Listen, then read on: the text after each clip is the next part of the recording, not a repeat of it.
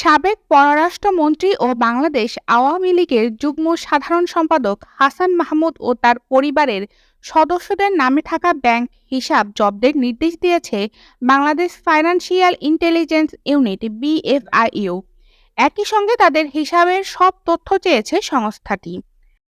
11 August রবিবার বিএফআইইউর সংশ্লিষ্ট এক ঊর্ধ্বতন কর্মকর্তা গণমাধ্যমকে এই তথ্য নিশ্চিত করেছেন। বিএফআইইউ এর পক্ষ থেকে ব্যাংক আর্থিক প্রতিষ্ঠানে পাঠানো চিঠিতে বলা হয়েছে, হাসান মাহমুদ, তার স্ত্রী নুরান ফাতেমা ও মেয়ে নাফিসা জুমাইনা মাহমুদের ব্যক্তিগত ও ব্যবসায়িক অ্যাকাউন্টের মাধ্যমে সব ধরনের টাকা তোলা বন্ধ থাকবে। সাবেক এই পররাষ্ট্রমন্ত্রীর নবম জাতীয় সংসদে চট্টগ্রাম ৬ আসন এবং দশম ও একাদশ জাতীয় সংসদে চট্টগ্রাম ৭ আসন থেকে নির্বাচিত হন।